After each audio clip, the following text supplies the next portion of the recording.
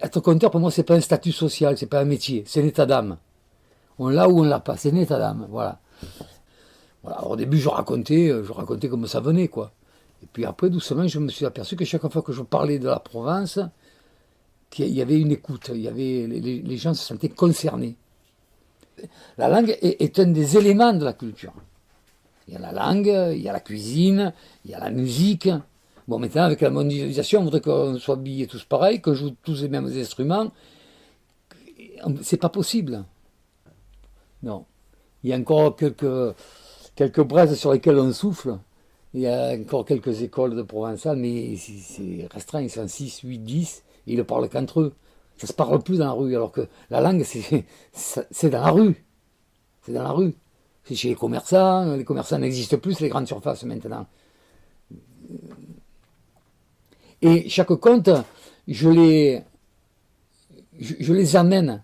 Je les amène à ma façon, mais bon, en improvisation, bien sûr, hein, puisque un conteur, moi je ne comprends pas les choses par cœur. J'ai les grandes lignes, bien sûr, dans ma tête, parce qu'il y a beaucoup de jeux de mots, de non-dits.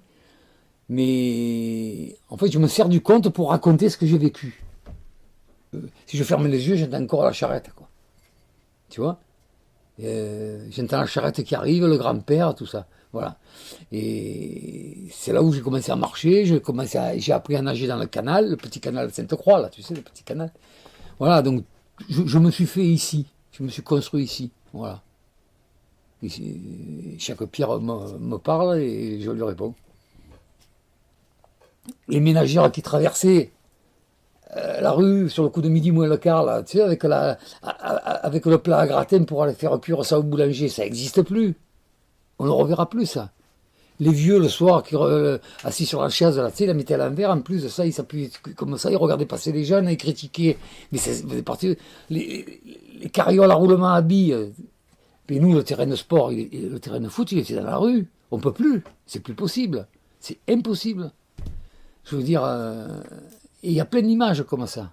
Les moulins à huile, les vendanges, l'odeur du crottin dans les rues, tout ça, voilà. Et quand je sens que quand je parle de ça aux gens, il se passe quelque chose dans leur regard. Mais, bon, la première, c'est qu'il y avait eu l'archevêque de Toulon qui était venu rendre visite. Donc, parce qu'à l'époque, quand même, le clergé était fort, et il faisait sa petite visite pour aller voir le curé de Gonfaron. Et le curé de Gonfaron avait demandé ce que les rues soient propres.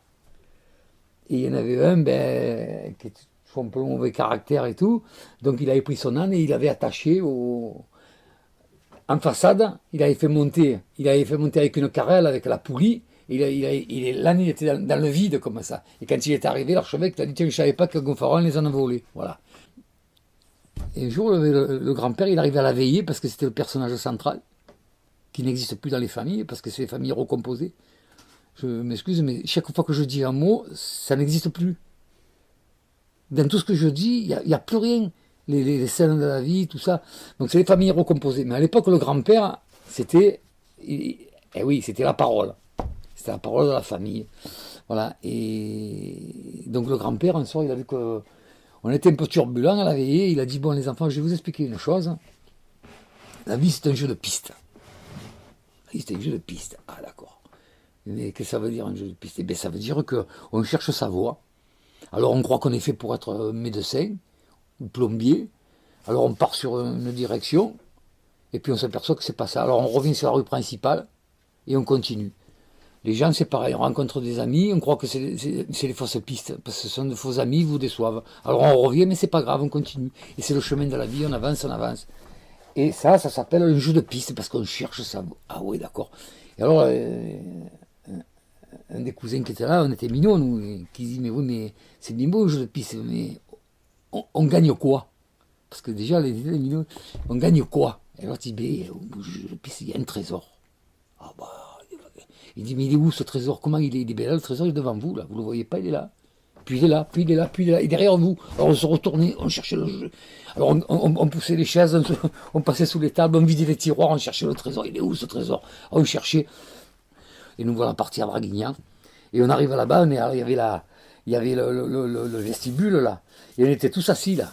Il y avait Tante Magali, il y avait le petit Paul, il y avait tout ça. Et on attendait. Alors Tante Magali, elle comptait ses boutons.